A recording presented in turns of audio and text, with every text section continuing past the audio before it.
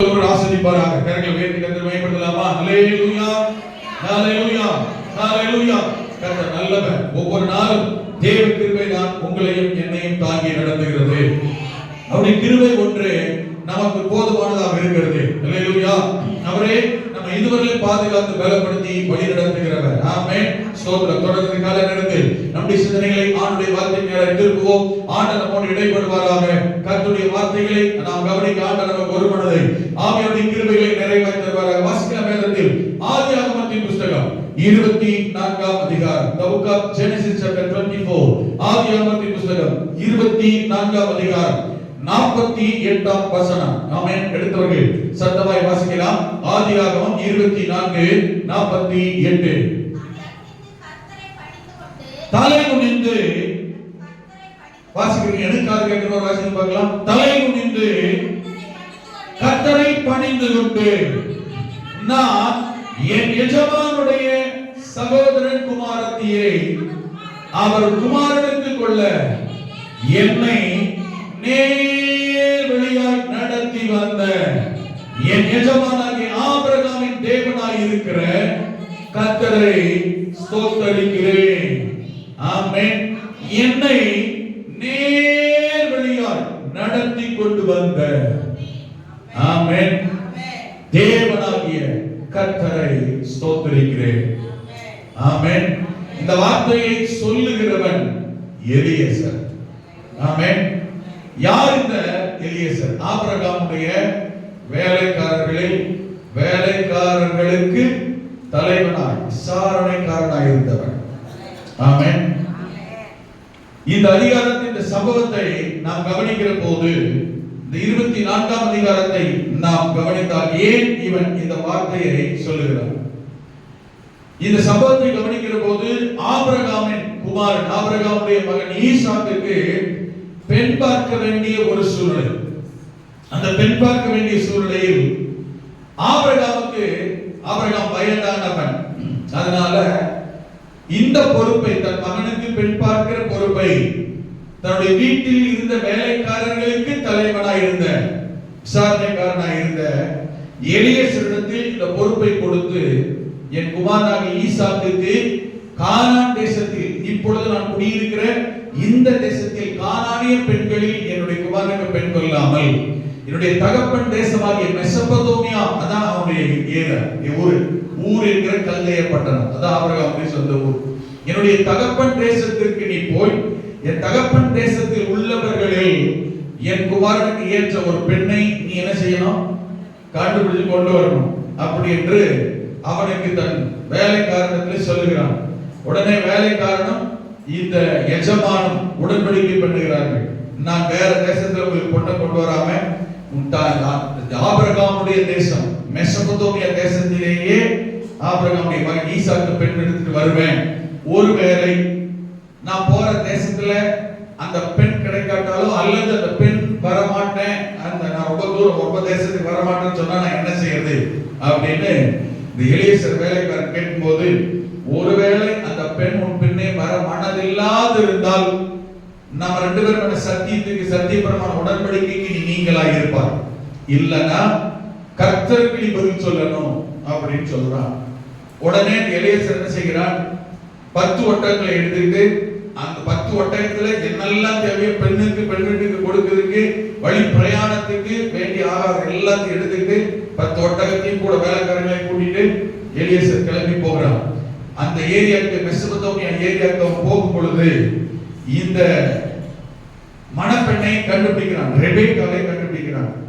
ஆண்டவரிடத்திலே வேண்டிக் கொள்கிறான், ஆண்டவரே இப்ப நான் இந்த பொண்ணு பார்க்க போறேன், அவங்க ஊரு நாடு நகரம் அவங்க எல்லாம் யாருமே சொந்த பந்தங்கள் எனக்கு தெரியாது, ஆனா நான் போகிறேன், என்னுடைய எஜமானி குமாரனுக்கு நீர் நிமித்த பெண் இவள்தான் என்றால் நான் இந்த ஒட்டகமெல்லாம் தண்ணி குடிக்க வர இடத்துல அந்த கிணத்து துறவண்டியில நான் உட்கார்ந்து இருக்கிறேன், இங்க தண்ணி எடுக்க வர்ற பெண்ணு யாராவது வர்றாங்கன்னா அந்த பொண்ணை பார்த்து எனக்கு கொஞ்சம் குடிக்கிற தண்ணி கூட நான் கேட்பேன்.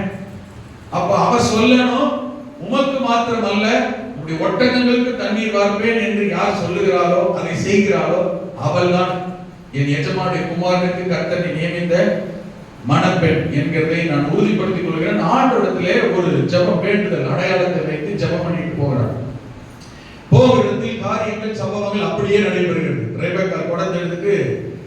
பக்கத்துல தண்ணி கொண்டு இருக்கு, துறவுல தண்ணி எடுக்கிறதுக்கு வருகிறாள். அவளை பார்த்து கேட்கிறான், எம்மா கொஞ்சம் குடிக்க எனக்கு கொஞ்சம் தண்ணி தரையா அப்படின்னு கேட்கிறேன். உடனே சொல்ற, ஆண்டவரே ஆண்டவனே குடியும், உங்களுக்கு குடி, ஒட்டங்களுக்கு கூட நான் தண்ணி வேணா ஊத்துறேன்.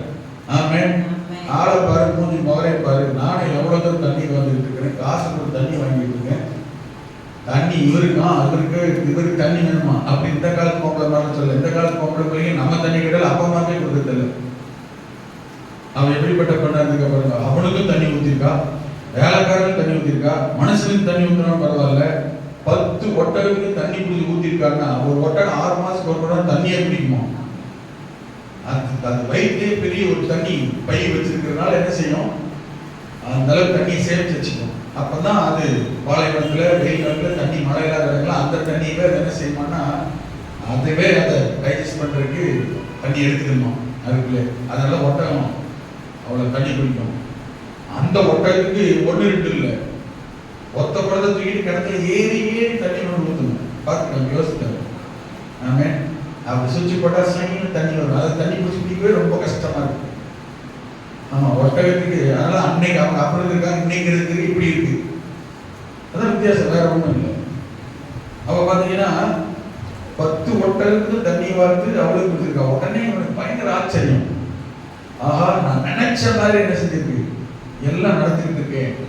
உடனே கூப்பிடுறா, நீ யாருமா, உங்க அப்பா பேர் என்ன, நீ எந்த ஊருக்கு கேட்கிறான். அப்ப எல்லாம் சொல்றா, ஆமாம் பெத்துவருடைய குமாரத்தை நான் அப்படின்னு சொன்ன உடனே கொண்டு போனேன். வளையல், நம்ம வசனம், காது, தோடு, வளையல் என்னெல்லாம் கொண்டு போனா எல்லாத்தையும் கையில கொடுத்து போட்டுக்கம்மா அப்படின்னு சொல்றான். உடனே அவளும் வாங்கி போட்டுட்டு வீட்டுக்கு ஓடி போய் சொல்றா, இப்படி வழியில் ஒரு மனுஷனை பார்த்தேன், அவன் அண்ணன் கிட்ட போய் சொல்றா, லாபன்ட்ட அங்க பத்தியா உள்ள காட்டின. அவன் கேட்கறான், எங்க? அவன் அங்கதான் கழுத்துக்கிட்ட உட்காந்துருக்கான். உடனே அவங்க அப்பா தவறு சொல்றான், போய் கூட்டிட்டு வான்றான். அண்ணன் ஓடி வந்து, ஐயா வாங்க எங்க வீட்டுக்கு வாங்க, உங்களுக்கு சாப்பாடு இருக்கு, வேலைக்கான சாப்பாடு இருக்கு, ஒட்டகத்துக்கு நினைச்சேன், நல்ல குணாதிசயம் உள்ளவன், அன்னைக்கு நல்லா தான் இருந்திருக்கான் லாபம். அப்போ கூட்டு போய் சாப்பாடு படம் கொடுத்தாங்க. எல்லாம் சாப்பிட்டுட்டு தங்கிட்டு சோறு போடுறான், ராத்திரி சாப்பாடு வைக்கிறாங்க. அவன் சொல்றான், நான் சாப்பிட்றதுக்கு முன்ன வந்த வேலையை நான் என்ன செய்யணும் சொல்றேன், சொல்லிட்டு தான் விஷயத்தை என்ன எதுக்கு வந்தேன்ற காரியத்தை சொன்னா சொல்லிட்டு சாப்பிட்றேன். சரி சொல்லி என்ன பிரச்சனை, என்ன விஷயமா வந்திருக்குன்னு சொல்லும் போதுதான் இப்போ பழையபடி நடந்ததெல்லாம் சொல்றான். எங்க எஜமான் இருக்கிறார், அவர் ஆபரகாமா, அவர் மிகுந்த பெரிய சீமானா இருக்கிறார், பெரிய பணக்காரன், கர்த்தர் அவர் ஆசை வச்சிருக்கிறாரு, அவருக்கு குறையே கிடையாது, அவருக்கு ஒரே ஒரு மகன், அந்த ஒரு மகனுக்கு எல்லா ஆசீர்வாதத்தையும் கொடுத்திருக்கிறார். அவங்க அப்பா சொத்தே எழுதிட்டார், எல்லா சொத்து யார் பேர்ல இருக்கு, மகன் பேர்ல தான் இருக்கு. எல்லா ஆசீர்வாத நன்மையும் அவர் மகனுக்கு இருக்கு. அவர் மகனுக்கு ஒரு பொண்ணு வேணும், பொண்ணு பார்க்க தான் நான் வந்தேன். இந்த ஏரியால தான் அந்த வருஷத்துக்கு பொண்ணு பார்க்கணும் எங்க எஜமான் சொன்னார், அதனால வந்தேன். வரும்போது ஆண்டோட்ட சில அடையாளத்தை கேட்டேன். இந்த தேசத்துக்கு பண்ணதான் என்னுடைய எஜமானுடைய குமாரனுக்கு கொடுக்கறதுக்கு என்ன அடையாளம் ஆண்டவரே அப்படி சொல்லிட்டு இந்த கிணத்து கிட்ட உட்கார்ந்து இருப்பேன். தண்ணி கொண்ட யாராவது வந்தாங்கன்னா அந்த பொண்ணு கிட்ட கேட்ட, எனக்கு என் ஒட்டங்களை யார் குடிச்சு கொடுக்குறாளோ அவதான் எஜமானுடைய மகன். அதே போல ரெபேக்கா வந்தா, அவகிட்ட கேட்டேன், அவ இப்படி எல்லாம் செஞ்சா. அதனால இந்த பொண்ணை தான் என் எஜமானுடைய குமாரனுக்கு கர்த்தர் கொடுத்துக்காரு நான் நம்புறேன். நீங்க என்ன சொல்றீங்க, இந்த ரெபேக்கால எங்க எஜமானுடைய குமாரன் கொடுக்குறீங்களா கேட்கும்போது அவங்க சொல்றாங்க, இந்த பொண்ணு எங்க இருக்கிறா, நீ நேரடியா கேளு. ஆமென். கேக்குறாங்க, அவளும் போறேன் அப்படின்ட்டா. என்ன நினைச்சாலும் தெரியல, போறேன்ட்டா. அப்போ சரின்னு சொல்லிட்டு கிளம்பலாம்னு சொல்லுவோம். அடுத்த நாள் கிளம்புறேன், ஒரு 10 நாளாவது இருக்கட்டுமே இல்லையா, நான் கிளம்ப வேண்டி இருக்கேன். ஆமென். அப்ப இந்த சம்பவங்களை சொல்லும் போதுதான் இந்த பெண்ணு சரின்னு சொல்றா. உடனே அவருக்கு தேவையான தாதி பெண்கள், வேலைக்காரிகள் எல்லாம் ரெடி பண்ணி திரும்ப அனுப்புறாங்க. உடனே ரெபேக்கா என்ன செய்யறா, கிளம்பிட்டா. கிளம்பி இப்போ எலிசா கூட போறா. உடனே ஈசாக் சந்திக்கிறா, கல்யாணம் நடக்குது. 2 பேரும் கல்யாணம் பண்ணி குடும்ப வாழ்க்கை செய்யறாங்க, ஆரம்பிக்கிறாங்க. இது இந்த 24ஆம் அதிகாரத்துல இந்த சம்பவம் சொல்லப்பட்டிருக்கிறது. சரி, பிரசங்கம் முடிஞ்சிச்சு. ஆமென். கிரேட், கவனிங்க, இவ்வளவுதான் விஷயம். ஆமென். சரி, பாஸ்டர் முடியறதுக்கா இவ்வளவு சுருக்கமாக பிரசங்கத்தை முடிக்கிறது. ஆமென். சரி, கவனிங்க, இதுதான் இந்த 24ஆம் அதிகாரம் சொல்லப்பட்டிருக்கிறது. இந்த சம்பவத்தின் அடிப்படையில தான் இந்த எலியேசர் போய் பெண் வீட்டுல உட்கார்ந்து அவர்களிடத்திலே பேசுகிறான். பெண் வீட்டுக்கு போயிட்டார். ரெபேக்கா வீட்டுல போய் அவருடைய பெற்றோரிடத்தில், அந்த அவருடைய சகோதரரிடத்தில் உட்கார்ந்து பேசும்போது, ஆமென், ஸ்தோத்திரம், அங்கே இந்த வார்த்தைகளை அறிக்கையிடுகிறான். வீட்டுக்கு போவதற்கு முன்பதாகவே, ஆமென், இந்த சம்பவங்கள் எல்லாம் நடைபெறுகிறதை வைத்து அவன் அவர்களிடத்தில் அறிக்கை செய்யும் போது சேர்த்து சொல்லுகிற வார்த்தைகளில் ஒன்றுதான் இந்த 48வது வசனம். ஆமென். அந்த 48 வசனத்தை மறுபடியும் இப்படி வாசிச்சு பாருங்க. இப்போ உங்களுக்கு கொஞ்சம் ஓரளவுக்கு புரியும். இங்க சொல்லுகிறான், அவன் தலை குனிந்து அவன் கட்டளை பணிந்து கொண்டு, நான் என் எஜமானுடைய சகோதரன் குமாரத்தியே, ஆமென், என்னை நேர்வழியாய் நடத்தி வந்த என் எஜமானாகிய ஆமென் ஆபிரகாமின் தேவனாய் இருக்கிற கர்த்தரை, ஆமென். நான் வீட்டுக்கு சொல்றேன் அந்த வார்த்தை, என்னை நேர்வழியாய் நடத்தி கொண்டு வந்த, நடத்தி வந்த. எப்படி நடத்தினாரா கர்த்தர்? நேர்வழியாய். அப்படின்னா கானான்ல ஆரம்பிச்சு மெசொப்பொத்தாமியா இருக்கிற காரணம், மெசொப்பொத்தாமியா தேசத்துல ஒரு ஸ்ட்ரெயிட் ரோடா? நேர்வழியான ஸ்ட்ரெயிட் ரோடா? இந்த நேர்வழியாய் என்கிற வார்த்தைக்கு சரியான பாதை, எக்ஸாக்டான வே, வேறு வழி இல்ல, தவறான வழி இல்ல, சரியான பாதையில், நேர்வழியாய், நேர்மையான பாதையில், சரியான பாதையில் என்ன கரெக்டா நடத்தி கொண்டு வந்த கர்த்தர். மதுரையில கிளம்பணும், ஆமென், கரெக்டான ரோட்ல வந்து சேர்ந்தோம், சரியான பாதையில வந்தோம். குறுக்கோளில போல, சந்துபுத்திர போல, இண்டிடுல போல, தவறான பாதையில போல, எந்த பாதையில வந்தோம்? நேர்வழியாய், சரியான பாதை. பஸ்ல யாரும் வச்சுக்கோங்களேன், ஆமென், கம்பத்தில் பஸ் ஏறும்போது மதுரை நேர்வழி மதுரை போட்டுருக்கு. அப்ப எங்கேயுமே வளையாமலா போகுது, ஆமென். கம்பத்துல கிளம்பினாலே எத்தனை ரவுண்ட் அடிக்கும் தெரியுமா? நம்ம சுத்தி சுத்தி வந்தா போறோம், ஒவ்வொரு ஊர்லயும் சுத்தி சுத்தி போறோம். அப்படின்னா என்ன அர்த்தம்? நேர்வழி என்ன அர்த்தம்? கோடு போட்டு ஒரே பாதையில போற அர்த்தம் அல்ல. சரியான பாதையில், போக வேண்டிய பாதையில், நேர்மையான வழியில், குறுக்கு வழியில் அல்ல, தப்பான வழியில் அல்ல, பாடல் மாடலாக அல்ல, ஆமென், ஏதோ ஒரு வழியில் அல்ல, எப்படியோ அல்ல. தேவன் என்னை காரியம் நடக்க, ஆமென், காரியம் சக்சஸ் ஆக, ஒரு காரியம் வெற்றி பெற, ஆமென், ஒரு நன்மை நடக்க, கர்த்தர் அந்த காரியத்திற்காய், அந்த நன்மைக்காய் தேவன் என்னை சரியான பாதையில், நேர்மையான பாதையில், நேர் வழியாய் நடத்தி வருகிற கர்த்தர் அவர்தான். ஹல்லேலூயா. ஏசாயா 58:11 ஆண்டவர் நமக்கு தந்திருக்கிற வாக்குத்தத்தம், கர்த்தர் நித்தமும் உன்னை நடத்துவார், நடத்துகிறவர், வழி நடத்துகிறவர். எப்படி நடத்துறார் தெரியுமா? தேவன் தம்முடைய பிள்ளைகளுக்கு மேய்ப்பனாய், தகப்பனாய், ஆண்டவராய் இருக்கிறவர், ஆமென், ஆசீர்வாதம் இருக்கிற, நன்மை இருக்கிற, தேவை சந்திக்கப்படுகிற இடத்தில், சரியான பாதையில், புல்லுள்ள இடங்களில், அமர்ந்த தண்ணீர் அண்டையில் நடத்துகிறவர் தேவன். ஹல்லேலூயா, ஆமென். இரண்டாவது கவனித்தோம், தேவன் நம்மை எப்படி நடத்துகிறார்? வழி இல்லாத, திக்கு தெரியாத, பாதையே இல்லாத ஒரு இடமா இருந்தால் என்ன செய்வது, எதை செய்வது, எப்படி செய்வது என்று புரியாத ஒரு இக்கட்டான சூழ்நிலையின் மத்தியிலேயும் தேவன் உங்களையும் என்னையும் வனாந்தரமான சூழ்நிலை வழிகளை ஏற்படுத்தி கற்பாதையான நிலத்தில் நீரூற்றை உண்டு பண்ணுகிற தேவனாகிய கர்த்தரை தான் நீங்களும் நானும் ஆராதிக்கிறோம். ஹல்லேலூயா. வனாந்தர பாதையிலே வழியை ஏற்படுத்துகிறவர் நானே வழி என்று இல்லாத இக்கட்டான நெருப்பு, ஆமென், ஆமென், சூழ், இப்படி போராட்டமான நிலைமைகளிலும் உங்களுக்கும் எனக்கும் புதிய பாதை, புதிய வழியை உண்டு பண்ணுகிறவர் நாம் ஆராதிக்கிற தேவனாகிய கர்த்தர் தான். ஹல்லேலூயா. இன்றைக்கு மூன்றாவதாக நாம் கவனிக்கிறோம், கர்த்தர் நம்மை, தேவனுடைய பிள்ளைகளை எப்போதும் ஆண்டவர் எப்படி நடத்துகிறாரா? குறுக்கு வழியில் அல்ல, இல்லாத பாதை, ஆமென், கண்ணாமண்ணான பாதையில் அல்ல, நேர் வழியால், சரியான பாதையில் தேவன் நடத்த வல்லவர். கரங்களை உயர்த்தி ஹல்லேலூயா, ஆமென், ஆமென், ஆமென். கர்த்தர் நம்முடைய பிள்ளைகளை எப்போதுமே சரியான பாதையில், நேர்த்தியான பாதையில், ஆமென், உங்களையும் என்னையும் நடத்துவார். ஆண்டவர் எப்பவுமே தன்னுடைய பிள்ளைகளுக்கு குறுக்கு வழியை காட்ட மாட்டார், சரியில்லாத பாதை காட்ட மாட்டார், தவறான பாதை காட்ட மாட்டார், தாறுமாறான பாதை காட்ட மாட்டார். கோணலானதை சரிப்படுத்துகிற, செவ்வைப்படுத்துகிற, நேர்வழியாய் நடத்துகிறவர் நாம் ஆராதிக்கிற தேவனாகிய கர்த்தர். ஹல்லேலூயா, ஆமென். இந்த எலியேசர் சொன்னான், வழி தெரியல, திக்கு தெரியல, பாதை தெரியல, அவன் போகிற இடம் எதுவும் தெரியல, அவன் குடும்பம் எதுவும் தெரியல, முன்னப்பின் ஆட்களை பார்க்கல, அவனுக்கு சூழ்நிலை எதுவும் புரியல, ஊரை பார்த்ததில்ல, முன்னப்பின்ன தன் எஜமானை விட்டு, அவன் இருக்கிற இடத்தை விட்டு, அவனை விட்டு, அவன் போகிற இடத்தை விட்டு, எங்கும் யாரையும் தேடி போகாத ஒரு வேலைக்காரன். வேலைக்காரனுக்கு பொறுப்பை கொடுத்த போது தன் எஜமானுடைய குமாரனுக்கு நல்ல ஒரு ஏற்றத்தை உண்டு பண்ண வேண்டும் என்று அவனிடத்திலே பொறுப்பை கொடுத்த போது, அவன் எங்கிருக்கு, என்ன ஏது இடம் என்று எதுவே தெரியாத நிலைமையில் அவன் கர்த்தரை நம்பி சார்ந்து கொண்ட போது தேவன் அவனை நடத்தி வந்த பாதையை நினைத்து கர்த்தரை துதிக்கிறான். நீங்க வீட்டுல போய் நிறைய கிளாஸ் பாருங்க. அவன் இந்த சம்பவம் ஆச்சரியமா இருக்கும், வித்தியாசமா இருக்கும், ஒரு சுவாரஸ்யமா இருக்கு கவனிக்கிறதுக்கு.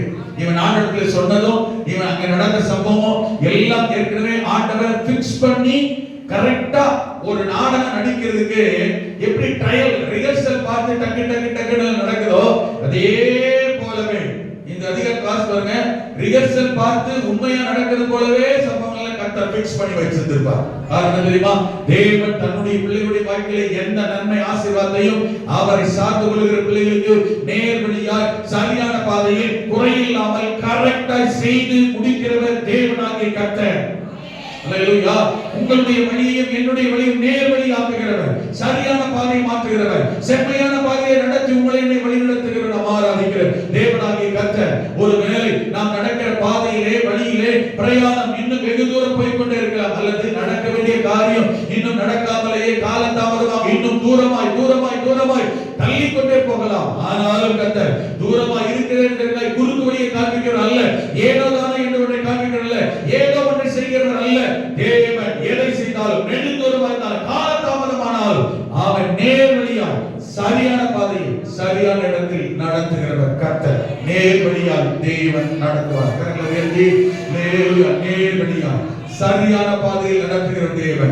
இந்த கால நேரத்தில் ஒருவேளை ஆண்டவரே நான் நடக்கிற காரியம், நினைக்கிற காரியம், எதிர்பார்க்கிற காரியம் நடக்காமல் தோல்வியோடு ஜெயத்தோடு தடையோடு இன்னும் எவ்வளவு காலம் எவ்வளவு தூரம் பிரயாணப்பட வேண்டியிருக்கிறது என்று காத்திருக்க வேண்டியிருக்கிறது, போக வேண்டியிருக்கிறது என்று நீங்க நினைக்கலாம். தேவன் சரியான பாதையில் நடத்தி கொண்டிருக்கிறார் என்கிறதை. அதனாலதான் ஆமென், பாதிப்பு இல்ல, பிரச்சனை இல்ல, போராட்டம் இல்லாதபடி கர்த்தர் தொடர்ந்து நடத்தி கொண்டே வருகிறார். அல்லேலூயா. ஆமென். ஒரு காரியம், இந்த எலியாசுடைய வாழ்க்கையில் இவனை நேர்வழியை நடத்தி கொண்டு வந்தவர். 9ஆம் வசனத்தில் சொல்கிறார், நேர்வழியை நடத்தி கொண்டு வந்தவர். எப்படி அவன் நடத்துறார் தெரியுமா? சார் அது கீழ உள்ள அந்த 56ஆம் வசனத்தை வாசி பாருங்க. ஆமென். நேர்வழியை நடத்தினவர் என்ன நடந்தது தெரியுமா? அவன் சொன்னான், கர்த்தர் என் பிரயாணத்தை வாய்க்க பண்ணி இருக்கிறார். கரங்களை உயர்த்தி அல்லேலூயா. நேர்வழியை நடத்துகிற கர்த்தர் காரியத்தை வாய்க்க பண்ணுவார். கர்த்தர் நடத்தினால் காரியம் வாய்க்கும். நடத்துகிற கர்த்தர் காரியம் வாய்க்கும்படியாய் நடத்துகிறவர், ஜெயத்தை உண்டு பண்ணும்படியாய் நடத்துகிறவர், போகிற காரியத்தை வெற்றியாய் மாற்றுகிறவர். அல்லேலூயா. நம்முடைய எதிர்பார்ப்பு நோக்கத்தை அறிந்து தேவன் சரியான பாதையில் சரியான காரியத்தை செய்து முடிக்க கர்த்தர் வல்லவர். காரியம் வாய்க்கும். கர்த்தர் என் பிரயாணத்தை வாய்க்க பண்ணியிருக்கிறார் என்றால் கர்த்தர் என் காரியத்தை வாய்க்க பண்ணியிருக்கிறார் என்று அர்த்தம். நேர்வழியை நடத்துகிற கர்த்தர் எங்க கொண்டு போய் முடிக்கிறாரு? காரியத்தை வாய்க்கும்படியா, பிரயாணம் வாய்க்கும்படியா, செயல் வாய்க்கும்படியா, நாம் எடுக்கிற முயற்சிகள் வாய்க்க பண்ணும்படியா தேவன் நம்முடைய காரியத்தை அனுகூலமாய் மாற்றுகிறவர். கரங்களை உயர்த்தி அல்லேலூயா. இந்த காலை நேரத்தில் உங்களுடைய காரியத்தையும் என்னுடைய காரியத்தையும் வாய்க்க பண்ணுகிற தேவன் ஒரு நாளும் அவன் நேர்வழியை நடத்துகிறவர். நடுவழியிலே விட மாட்டான், கைவிட்டு விட மாட்டான். கரை சேர்க்கிற வரையிலும், ஜெயம் உண்டாகிற வரையிலும், நன்மை நடக்கிற வரையிலும் தேவன் காரியங்களை அனுகூலமாய் மாற்ற ஆண்டவர் வல்லவர். ஆமென். கொஞ்சம் கவனிக்கணும். நேர்வழியாய் நடத்தி காரியத்தை வாய்க்க பண்ணுகிற கர்த்தர். இந்த எலியாசுடைய காரியத்தை கர்த்தர் வாய்க்க பண்ணி இருக்கிறார் என்றால், நேர்வழியை கர்த்தர் நடத்தி இருக்கிறார் என்றால், கவனிங்க, இவனுடைய காரியமா இல்லாமல் இருக்கலாம். இவனுடைய வேலை, இவனுடைய திறனுக்கு பார்க்க போறான். ஆமென்.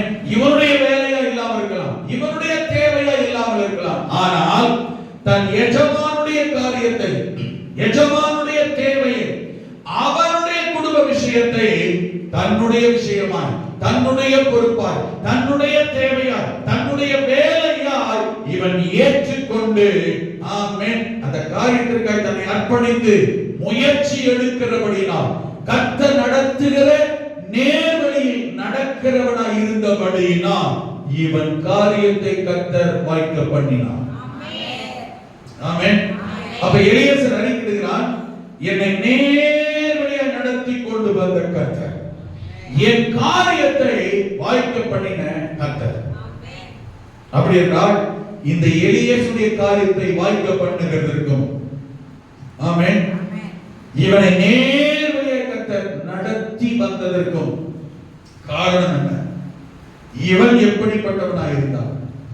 எல்லாமே நம்முடைய வாழ்க்கையில இப்ப நான் இங்கிருந்து சொல்லும் போது கேட்கிற உங்களுக்கு எல்லாமே உற்சாகமாய் ஆசீர்வாதமாய் ஆமென் பிரைஸ் லார்ட் ஹalleluya ஏற்றுக்கொள்ளக்கூடியதாக தான் இருக்கும். ஆமென். ஆனால் பிராக்டிகல்ல நடைமுறையில கர்த்தர் நேர் வழியை நடத்துகிறது இருக்கும். அதே சமயத்தில் நம்முடைய காரியங்களை வாய்க்க பண்ணுகிறது இருக்கும். நாம யாரா எப்படி இருக்கிறோம் என்பது மிக முக்கியம். ஹalleluya. எலியேசருக்கு பொறுப்பு ஒப்பு கொடுக்கப்பட்டது. ஆமென். ஆனால் கர்த்தர் நடத்த வேண்டும். கர்த்தர் தான் காரியத்தை வாய்க்கணும். ஆமென். ஒரு ஒரு ஒரு பிளைண்டான ஒரு பிளாங்கான ஒரு சூழ்நிலை, அவனுக்கு எதுவுமே தெரியாது. கேட்டான் போட்டான் அவ்வளவுதான். எங்க போறது யாருக்கு ஏதாவது தெரியுமா? ஆனா யார் தான் நடத்தணும்? இப்போ கர்த்தர் தான் வழி நடத்தணும். அப்ப கர்த்தர் இவன் காரியத்தை வாய்க்க பண்ண இவன் யார்? இவன் எப்படிப்பட்டவனா இருக்கிறான்? மூணே காரியத்தை சொல்லி சொல்லி போகும். நேர் வழியாய் நடத்துகிற கர்த்தர் உங்க வாழ்க்கையிலும் என்னுடைய வாழ்க்கையிலும், உங்களுடைய காரியத்தையும் என்னுடைய காரியம், நம்முடைய காரியங்களை நேர் வழியில் சரியான செவையான பாதையில் கரெக்டா எக்ஸாக்ட்டா நம்ம நடத்த, ஆமென், நாம் நம்முடைய வழியை எப்படிப்பட்டதாக மாற்ற வேண்டும். மூன்றே காரியம். இந்த எலியேசர் எப்படிப்பட்டவன்? நம்பர் 1, இவன் முதலாவது தேவனுக்கு உண்மை உள்ளவனாக இருந்தான். ஆமென். 4ஆம் வசனத்தையும் ஆமென் 9ஆம் வசனத்தையும் நீங்கள் வாசிக்கிற போது ஆபிரகாம் எலியேசரை கூப்பிட்டு சொல்லுகிறான், ஆமென், எப்பா நீ என் மகனுக்கு என் தேசத்தில் போய் என்ன செய்யணும்? பெண் கொள்ள வேண்டும். இங்க வாசி பாருங்கள். இந்த வசனம் சொல்லுகிறது 4ஆம் வசனத்தையும் 9ஆம் வசனத்தையும் நீங்க 4ஆம் வசனத்தின் அந்த பகுதியை நீங்க வாசித்து பாருங்கள். நீ எனக்கு வானத்துக்கு தேவனும் பூமிக்கு தேவனுமாய் இருக்கிற கர்த்தர் பேரில் எனக்கு ஆணையிட்டு கொடுக்கும்படிக்கு. 9ஆம் வசனத்தில் பாருங்க.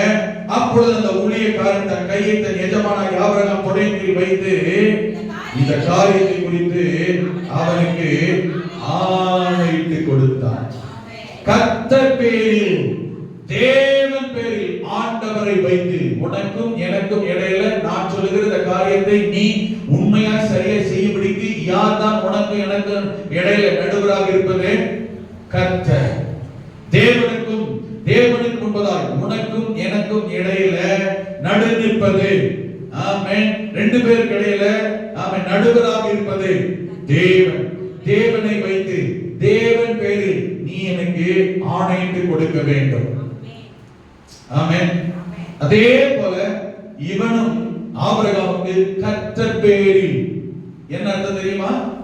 நம்ம ரெண்டு பேருக்கு இடையில ஆமென் என்னை காண்கிற, என் சத்தியத்தை பார்க்கிற, என் ஆணையை பார்க்கிற, ஆமென், என்னுடைய அர்ப்பணத்தை பார்க்கிற, தீர்மானத்தை பார்க்கிற ஒருவர் இருக்கிறார். இந்த வருஷத்தின் கடைசி மாதங்களுக்கு முன் வந்திருக்கிறோம். இன்னும் ஒரு மாசம் இருக்கு.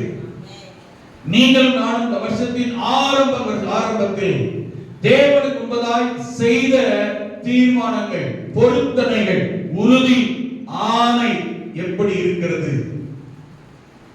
இந்த எலியேசர் தேவனுடைய பேரில் ஆணையிட்டான்.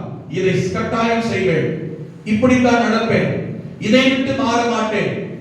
என்ன ஆணையிட்டான்? அவன் என்ன கேட்டான்?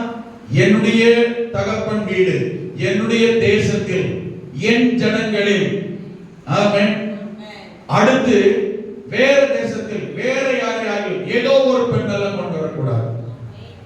இது அவர்களுடைய ஆணை. இவன் அதே அந்த ஆணையை அதே அந்த எஜமான் விரும்பினபடியே தேவன் பேரில் ஆணையிடுகிறான், தீர்மானம் பண்ணுகிறான், ஒப்பு கொடுக்கிறான், கமிட் பண்றான். தேவன் பார்க்கிறார்.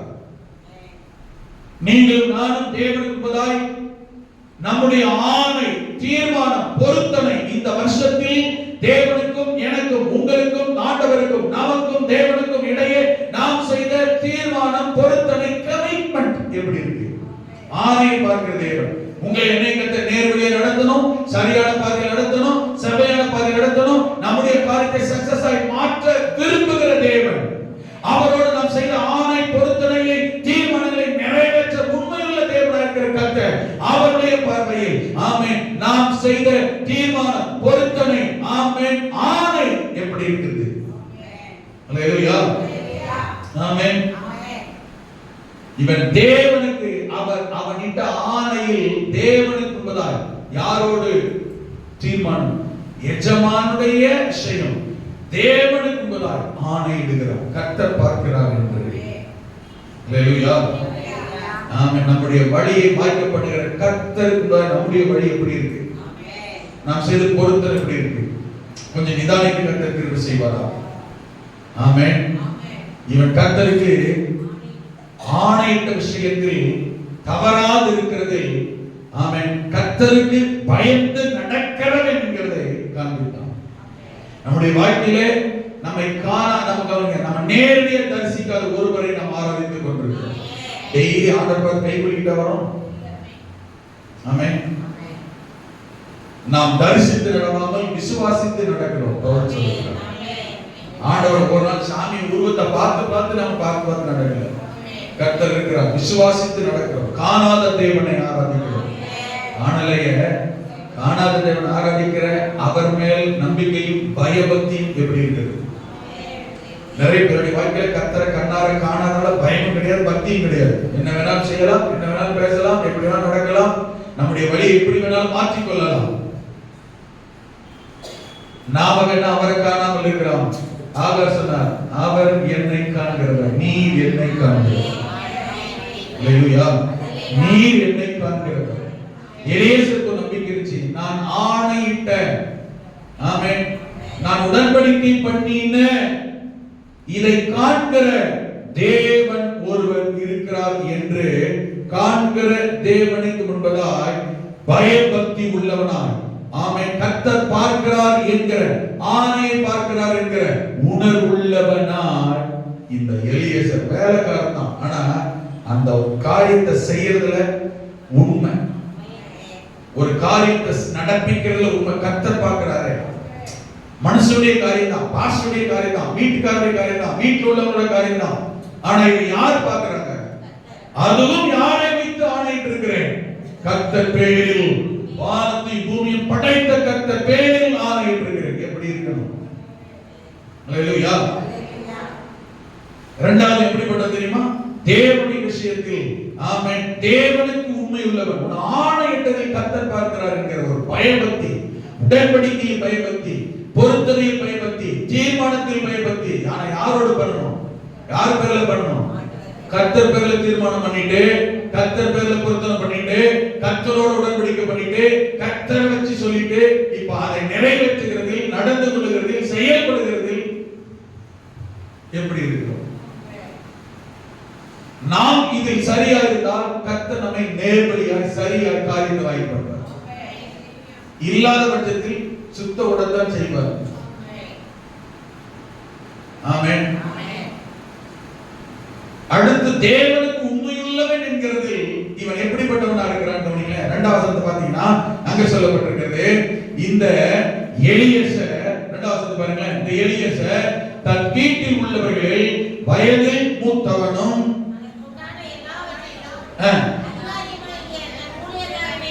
பாருங்க, இவன் எப்படிப்பட்டவன்? வீட்டுல நிறைய பேர் இருக்கிறாங்க, இவனை கூப்பிட்டு சொல்லுகிறான் என்றால், ஆமென், நல்லா கவனிங்க, இந்த எலியேசர் எஜமானிடத்திலே போய், கவனிங்க, எஜமானுக்கு கர்த்தர் பேரில் ஆணையிடுகிறான் என்றால் வீட்டில் உள்ள எல்லாரை பார்க்கிலும் எஜமானுடைய பார்வையிலே இவன் உண்மை உள்ளவன் என்று எப்படி கண்டுபிடித்தான் என்றால், எஜமான் எப்படி கர்த்தரை ஆராதித்தானோ, எஜமான் எப்படி தேவனை தொழுது கொண்டானோ, எஜமான் எப்படி கர்த்தர் பேரில் உண்மையா இருந்தானோ, விசுவாசங்களோடு இருந்தானோ, அதை பார்த்து வளர்ந்த இந்த வேலைக்காரனும் தன் எஜமானை போலவே எஜமானுடைய தேவன் பேரில் விசுவாசமும் நம்பிக்கையும் வைராக்கியமும் ஆராதிக்கிறவனுமாக இருந்தான். ஆமென். இவன் தன் எஜமானை பார்க்கிறான், எப்படி இருக்கிறான்? அவர் கர்த்தரைத்தான் ஆராதிக்கிறவர். அப்ப அவரை போலவே, ஆமென், நல்லா கவனிங்க, இந்த எலியேசரை சொல்லும் பொழுது இவன் ஆபிரகாமை போல இவனும் ஒரு பிரஜாதியான் தான். இவன் தமஸ்கு ஊரான் என்று சொல்லப்பட்டிருக்கிறது. எலியேசர் எப்படிப்பட்ட 15ஆம் அதிகாரத்தில் எலியேசருக்கு சொல்லும் பொழுது பின்னாடி வாசிக்கலாம், சரியா? 15:2 சொல்லும்போது இந்த எலியேசர் யார் என்றால், கவனிங்க, தமஸ்கு ஊரான். இவனும் அந்நியன் தான். இவனுக்கு குலதெய்வம் சொந்த தெய்வம் யார் கிடையாது? ஆண்டவர் கிடையாது. ஆபிரகாமை போல இன்னொரு பிரஜாதியான். ஆனால் ஆபிரகாம் எப்படி அழைத்த கர்த்தரை தேவனாக கொண்டு, ஆமென், தன்னுடைய இஷ்டங்களை எல்லாம் விட்டுவிட்டு எஜமானுடைய வீட்டிலே எஜமான் ஆராதித்த வழிபட்ட தேவனையே இவனுக்கும் தேவனாய் ஆண்டவராய் ஏற்றுக்கொண்டானோ, அதே போல ஆமென், ஆபிரகாமை போலவே எஜமானை போலவே கர்த்தரையே தேவனாய் தகப்பனாய் ஆண்டவராய் ஆராதிக்க விசுவாசிக்க தன்னை அர்ப்பணித்தவன். கர்த்தரை ஆராதிக்கிற நம்புகிற ஒருவன் எஜமானுக்காக எதை விட வேண்டுமோ, மோவாப் தேசத்து ரூத்தை போல எதை விட வேண்டுமோ, யாரை விட வேண்டுமோ, எதை நம்ப வேண்டுமோ, எதை பிடிக்க வேண்டுமோ, எதை பின்பற்ற வேண்டுமோ, ஆமென், அதை அர்ப்பணிக்க, அதற்கு ஒப்பு கொடுக்க, அதை நம்ப கீழ்ப்படுத்த இவன் தேவனை நம்ப, கர்த்தரை நம்ப, பரிசுத்த தேவனை நம்ப, வானத்தை பூமி படைத்த கர்த்தரை ஆராதித்து அவர் பேரில் ஆணையிடும்படி தன்னை கர்த்தருக்கு அர்ப்பணித்து கர்த்தரையே சேவிக்கிற உண்மை உள்ளவன், தேவனுக்கு உண்மை உள்ளவன். அல்லேலூயா. நம்முடைய வாழ்க்கையில் கர்த்தர் தான் நேர்வழியை நடத்தணும்னா கொஞ்சம் பிடிக்க வேண்டிய விதத்தில், தொடர வேண்டிய விதத்தில், ஆமென், கர்த்தரை பிடிக்க, தொடர, ஆராதிக்க, விட வேண்டிய விஷயத்தில், விட்டு கொடுக்க வேண்டிய விஷயத்தில், ஆமென், உதற வேண்டிய விஷயத்தில், உதறி தள்ள வேண்டிய விஷயத்தில், உதற வேண்டிய தள்ள வேண்டிய, விட்டு விட்டு கர்த்தரை உறுதியாக பிடிக்க, நேர்வழியை நடத்துகிற கர்த்தருக்கு நாம் அர்ப்பணிக்க வேண்டும். 128 சொல்லப்பட்ட வார்த்தையின்படி இவன் கர்த்தருக்கு பயந்து அவர் வழியில் நடக்க தன்னை அர்ப்பணித்தவன். அதனால அவன் இவன் ஊர்ல இவன் வேலை செய்யற வீட்டுல எவ்வளவு வேலைக்காரர் இருந்தாலும் இவன் பாக்கியவானா, எல்லாருக்கும் தலைவனா இருக்க கர்த்தர் அவன் தேர்ந்தெடுத்தார். அல்லேலூயா. நிறைய விஷயம் இருக்கு. ஆமென். நான் சுருக்கமா முடிக்கிறேன். இவன் முதலாவது கர்த்தரை நேர்வழியை நடத்தும் காரியம் வாய்க்கிறதுக்கும் தன்னை காண்கிற ஆராதிக்கிற தேவனுக்கு முன்பதாய் உண்மை உள்ளவனாக இருந்தான். முதல்ல கர்த்தருக்கு உண்மை. அல்லேலூயா. ஆமென். இரண்டாவது தேவனுடைய விஷயத்துல எப்படி இருக்கிறான் பாருங்க. இவங்கிட்ட பொறுப்பு கொடுத்தாங்களா? இது ரொம்ப திறமசாலி நம்பி தானே ஆபிரகாம் உனக்கு சொன்னான். இவன் திறமசாலி, எந்த காரியத்தினாலும் செஞ்சிருவான். ஆமென். அப்ப இவனால முடியும். எல்லா வேலைக்காரங்களை விட எப்படிப்பட்டவன்? டாப் லெவல்ல உள்ளவன். இவனுக்கு இவன் நேச்சரால அப்படிப்பட்டவன் தான். அப்படி இருந்தனால இவனுக்கு அந்த பொறுப்பு கொடுக்கப்படுது. ஆனா இந்த எலியேசர் எப்படிப்பட்டவன் என்றால், உண்மைதான், திறமசாலி தான், ஞானவான் தான், அறிவில் சிறந்தவன் தான், படிப்புள்ளவன் தான், மற்றவர்களை விட ஆமென் மேன்மையானவன் தான், எல்லாம் உண்மைதான். ஆனா இவன் அதை எப்படி எடுத்துக்கொண்டான்? இது அட்வான்டேஜ் எடுக்கல. நான் தான் பெரியவன், நான் தான் சிறந்தவன், ஆமென், என்னை விட யாரும் இல்லை, என்னால் தான், நான் இல்லாவிட்டால் என் எஜமான் இல்லை, நான் இல்லாவிட்டால் குமாரனுக்கு மகனும் இல்லை, என்னை தவிர யாரும் செய்ய முடியாது என்கிற சுயத்தை, சுய பெருமையை உடையவன் அல்ல. உண்மையிலே இவன் நேச்சர், இயற்கை இவன் டாப் லெவல்ல உள்ளவன் தான். ஆனால் ஒரு நாள் தன்னுடைய சுயத்தை, சுய மேன்மையை, சுய காரியத்தை, ஆமென், திறமையை, தாளத்தை ஒருபோதும் பெருமையாக, மேன்மையாக, மேன்மையாக நினைக்காமல் பெண்ணு வீட்டுல போய் எல்லாம் எப்படி அறிக்கை செய்தான் தெரியுமா? 12 வசனம், 48 வசனம், 56 வசனம், 26, 27 வசனம், இவைகளை எல்லாம் நீங்கள் கவனிப்பீர்களானால் இவன் பெண் வீட்டுல போய் அறிக்கை செய்தான். ஆமென். என்னுடைய எல்லாவற்றிற்கும் கர்த்தரையே சார்ந்து கொண்டான், கர்த்தரையே முன்னிறுத்தினான், கர்த்தரால் தான் நடக்கும் என்று சொன்னான், கர்த்தரால் தான் இருக்கிறேன் என்று சொன்னான். நான் திறமை உள்ளவன் தான், ஞானம் உள்ளவன் தான், தாளந்து உள்ளவன் தான், ஆசீர்வாதம் உள்ளவன் தான், ஐஸ்வர்யவான் தான், அதிக சம்பளம், அதிக ஞானம், எல்லாம் எனக்கு எல்லாரை விட அதிகம் இருக்கிறது. ஆனால் எல்லாம் நான் அல்ல, என்னால் அல்ல, என்னுடையதல்ல, என் மூலம் அல்ல, எல்லாமே என் தேவன், என் கர்த்தர், என் ஆண்டவர், ஆமென், என்னை படைத்தவர், என் எஜமானுடைய கர்த்தரால் வந்தது. அவர்தான், அவர் மூலமால் தான், அவரால் தான் நான் இருக்கிறேன், அவரால் தான் எல்லாம் ஆகும் என்று தன்னுடைய மேன்மையை, பெருமையை, தன்னுடைய எல்லாவற்றையும் தேவன் பேரிலேயே வைத்தான், தேவனையே சார்ந்து கொண்டான். ஆமென். ஆண்டவரே போய் சொல்லிறாங்க பாருங்க, என் எஜமான் என்னை நம்பி சொல்லி இருக்கிறார், என்னால் எல்லாம் முடியும், நான் பாத்துக்கிறேன், ஆட போலாம் அப்படி சொல்லல. கர்த்தரிடத்தில் சொன்னான், ஆண்டவரே, தேவனே, நான் போகிறேன், ஆமென், எனக்குமே ஒன்றும் தெரியாது அப்படின்னா இவனும் சரிதான், இவன் கூட ஒரு வேலைக்காரர் 2 பேர் தெரியும். நான் சொல்றது புரியுது? இவனும் ஒண்ணுதான், இவன் கூட வர்ற வேலைக்காரன் ஞானத்தை அவ்வளவுதான். ஆனா இவர்களை விட சிறந்தவன். ஆனா எப்படி சொல்ற பாருங்க, அந்த வசனத்தை வாசி பாருங்க. ஆமா, 12ஆம் வசனத்துல என் எஜமானாகிய ஆபிரகாமுக்கு தேவனாய் இருக்கிற கர்த்தாவே. யாரை சார்ந்து வேண்டாம்? ஏன் ஆபிரகாம் செஞ்சிருக்க மாட்டாரா? என்ன அர்த்தம்? இவன் தர்மசாலை போனா செஞ்சிருவான், இவனாலதான் முடியும். ஆனா இவன் யாரை சார்ந்து கொள்கிறான் பாருங்க, கர்த்தர் தான். கர்த்தாவே, நான் அல்ல, என் காரியத்தை வாய்க்க பண்ண வேண்டியது நான் அல்ல, என் முயற்சி அல்ல, என்னுடைய திறமை தாளந்து ஞானம் அல்ல. ஆண்டவரே, இன்றைக்கு நீதான் என் காரியத்தை சித்திக்க பண்ண வேண்டும். என் எஜமானாகிய ஆபிரகாமுக்கு நீதான் தயவு செய்ய வேண்டும். நான் அல்ல, என்னால் அல்ல, என் முயற்சி அல்ல. கர்த்தர் நேர்வழியாக நடத்த, காரியத்தை வாய்க்க, இந்த தேவனுக்கு முன்பதாய் உண்மையுள்ளவன் என்கிறதை காண்பிக்க இவன் தன்னை எப்படி அர்ப்பணித்திருந்தான். எல்லாவற்றிலும் தன்னுடைய காரியம் எல்லாவற்றிற்கும் தன்னை விட தன் ஞானம், தன்னுடைய திறமை, தன்னுடைய தாளந்து எல்லாவற்றை விட தேவன் தான் பெரியவர் என்று தன்னை கமிட்மெண்ட் பண்ணி இருந்தான். 48 வசனத்தை வாசி பாருங்க. அந்த வீட்டுல போய் சொல்லலாம், என் காரியத்தை வாய்க்கப்படினவர் கர்த்தர், என் பிரயாணத்தை வாய்க்கப்படினவர் கர்த்தர், என்னை நேர்வழியா நடத்தி. நானே வந்தேன் தெரியுமா, நேவிகேஷன் போட்டேன், சரியா, மேப் எடுத்து என்ன செஞ்சேன், அப்படி நேவிகேஷன் போட்டேன் பாருங்க, அப்படி கரெக்டா மேப் எடுத்து கூட கூகுள் மேப் கூட நிறுத்திச்சுன்னு சொல்லல. என்னை நேர்வழியா நடத்தினவர் கர்த்தர். நானா வரல, கர்த்தர். என் திறமையினால வரல, கர்த்தர். என் அறிவினால வரல, கர்த்தர். என் காரியத்தை இந்த இடத்துல சக்சஸா மாத்திக்கிட்டு நான் இல்ல, கர்த்தர். என்னைக்குமே ஆமென். நம்முடைய சுயத்தை, நம்முடைய பெருமை, தாளத்தை, கர்த்தர் கொடுத்த கிருபைகளை, வசதி வாய்ப்பை எல்லாமே கர்த்தருக்குன்னு கமிட் பண்ணும்போது, கர்த்தருக்குன்னு நம்ம கிரெடிட் எல்லாம் அவருக்கே கொடுக்கும்போது, தேவன் அதிலே ஒரு தீங்கும் சேதமும் பழுதும் இல்லாதபடி அதையும் பாதுகாக்கிறார். அதனால வர நன்மை, மேன்மை, உயர்வை கர்த்தர் தொடர்ந்து நிச்சயமாய் உங்களுக்கும் எனக்கும் தேவன் தந்து நடத்த கர்த்தர் வல்லவர். அல்லேலூயா. எல்லாம் கர்த்தர் தன் சுயத்தை அல்ல, ஆமென், தன் திறமையை அல்ல, கர்த்தரை சார்ந்து கொண்டார். மூன்றாவது கர்த்தருக்கு உண்மையுள்ளவன் என்கிறதை எதிலே காண்பிக்கிறார். மூன்றாவது அவன் தன்னுடைய வெற்றிக்கும், தன்னுடைய உயர்வுக்கும், தன்னுடைய சக்சஸுக்கும் மகிமையை கர்த்தருக்கே ஏறெடுத்தான், கர்த்தரையே உயர்த்தினான். காரியம் நடந்துச்சுப்போம், போறான். 65 வசனத்துல வாசிங்களேன். போறான், காரியம் நடக்குது, பெண்ணை கட்டிச்சு, கொண்டு வந்து நினைச்சுட்டான், ஒப்படைச்சிட்டான், கல்யாணத்தையே நடக்க வச்சுட்டான். ஆமென். ஆனா என்ன சொன்ன தெரியுமா, எல்லாமே நான் அல்ல, கர்த்தர் நடத்தினான், கர்த்தர் வாய்க்க பண்ணினான். 26 வசனத்துல பாருங்க, கர்த்தரை பணிந்து கொண்டு. 35 வசனத்துல பாருங்க, என் எஜமான குறித்து போய் வீட்டுல சொல்றான். பொண்ணு வீட்டுல என்ன சொன்ன தெரியுமா, தன்னையோ தன் மனுஷனுடைய பெருமையோ பெருசா பேசல, கர்த்தர் ஆசீர்வதித்தார். யாரை உயர்த்துறாங்க? என் எஜமானுடைய மகன் பெரிய லெவலா இருக்கு, கர்த்தர் தான் காரணம். என் எஜமான் இந்த சீமானா இருப்பது கர்த்தர் தான் காரணம். நானும் உங்க வீட்டுக்கு வந்ததுக்கு கர்த்தர் தான் காரணம்.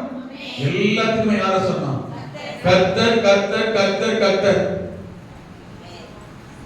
காரியம் வாய்த்த உடனே, ஜெபித்தது நடந்த உடனே, தேவை சந்திக்கப்பட்ட உடனே, ஆசீர்வாதம் வந்த உடனே நமக்கு என்ன தெரியுமா நடக்கும்? நான் பெரும்பான்மையானவன் இன்னைக்கு பார்த்துட்டு இருக்கிறேன். விசுவாசிகளானது, ஊழியக்காரர்கள், யாரானது, காரியம் நடந்துச்சு, சக்சஸ் ஆயிடுச்சு, ஏதோ ஆயிடுச்சுன்னா நாங்க ஜெபம் பண்ணோம், நான் ஜெபம் பண்ணேன், நாங்க போனோம், நான் பார்த்தேன், நான் இப்படி பண்ணேன். அது முன்ன வரைக்கும் பாத்தீங்கன்னா அப்படியே மூக்கு சிந்திக்கிட்டு அப்படியே கண்ணீர் ஊத்திக்கிட்டு கத்தாவே கத்தாவே கத்தாவே கண்ணீர் விட்டு கதறது. காரியம் முடிஞ்சிச்சு, சக்சஸ் ஆயிடுச்சு, தேவை சந்திக்க அடுத்தா அம்மா நான் ஜெபம் பண்ணனா, அப்புறம் நாங்க போனோமா பாஸ்டர், அப்புறம் கர்த்தர் எங்க இருக்காருன்னு கை அவர் கை கை விட்டுறது. ஆமென். ஞாயிற்றுக்கிழமை ஆராதனை வரும்போது மாத்திரம் பாட்டு பாடுறதுனால வருது. நான் நிற்பது நிர்மூலமாகாததும் தேவ கிருபையே. ஞாயிற்றுக்கிழமை ஆராதனை பாட்டு பாடுறோம், பாட்டுல மாத்திரம் அப்படி வருது. மற்ற போது பேசும்போதெல்லாம் நான் யார் தெரியுமா, என் பேர் என்ன தெரியுமா, நான் எப்படி போட்டது தெரியுமா, நான் என்ன செஞ்சேன் தெரியுமா, நான் எப்படி போனது தெரியுமா. நல்லா கவனிக்கணும். நான் சொல்றது கிறிஸ்தவர்களுக்கு, குறிப்பாக ரட்சிக்கப்பட்டவர்களுக்கு, குறிப்பா ஆண்டுடைய பிள்ளைகளுக்கு, குறிப்பா தேவனை நேசிக்கிற விசுவாசிக்கிறவர்கள் எல்லாருக்கும் அல்ல. தன்னை நேசிக்கிற, தன்னை நம்புகிற, தன்னுடைய பெருமை, திறமை சார்ந்து இருக்கிறவர்கள் கர்த்தர் மேல் விசுவாச நம்பிக்கை ஆண்டவர்கள் தேட மாட்டாங்க. ஞாயிற்றுக்கிழமை ஆராதனை கூட கர்த்தர் அவங்களுக்கு முக்கியமா தெரியாது. அவங்களுக்கு கர்த்தர் முக்கியம் தெரிய மாட்டாங்க. அவங்க எல்லாம் சொல்லல. ரோமர் 8:32 நினைக்கிறேன். அன்றியும் அவருடைய தீர்மானத்தின்படி அழைக்கப்பட்டவர்களாய் தேவனிடத்திலே அன்பு கூறுகிறவர்களுக்கு நான் சொல்லுகிறேன். அவங்க எதுலையும் எல்லாத்துலையும் யார் தெரியுமா எப்ப வேணாலும் சொல்லுவாங்க, ஐயா ஊருக்கு போயிட்டு வந்துட்டீங்களா? போயிட்டு வந்தேன். சொபையில பார்த்தீங்க அப்படிங்க, கர்த்தருடைய கிருபையினால் இருக்கிறாங்க, ஆண்டுடைய கிருபையினால் நடத்துறாங்க, கர்த்தர் ஆசீர்வதிக்கிறார், கர்த்தருடைய பலத்தால். யார் ஒரு மனுஷன் தன்னுடைய வாழ்க்கையில் 100க்கு 100 எல்லாவற்றிலும் எல்லா காரியத்திலும், சிலர் பாருங்களேன், நான் தான் நடத்துறேன், நான் தான் பேசுறேன், நான் தான் இருக்கிறேன், கீசு பிடிக்கிற ஆண்டவர் எடுத்து மாம்சம் இருக்கும், படிப்பு இருக்கும், அறிவு இருக்கும், பலன் இருக்கும், அழகு இருக்கும், அந்தஸ்து இருக்கும், வசதி இருக்கும், வாய்ப்பு இருக்கும், அதனால ஒரு பிரயோஜனம் இருக்காது. ஆனா எதுவுமே தேவையில்லை. படிப்போ, அந்தஸ்தோ, அழகோ, அறிவோ எதுவுமே பார்க்க நம்பத்தக்க பார்க்க கூடாத ரூபம் இருக்கலாம். ஆனா கர்த்தர் கர்த்தர் கர்த்தர் எல்லாமே தேவன் தான் என்று தன்னுடைய கிரீட அந்த வெளிப்படுத்தல் விசேஷத்தில் சொல்லப்பட்டிருக்கிற அந்த 24 ஆமென் மூப்பர்களை போல தன்னுடைய கிரீட அந்தஸ்த படிப்பை மேன்மை அழகை அறிவு பணத்தை பதவியை எல்லாம் கர்த்தருடைய பாதத்தில் வைத்து விடுகிற போது நீங்களானாலும் நானானாலும் யாரானாலும் தேவன் நம்முடைய காரியங்களை நேர்வழியாக சரியாக செம்மையான பாதையில் காரியத்தை சக்சஸ் ஆகி முடிக்கிறவர் தேவன்.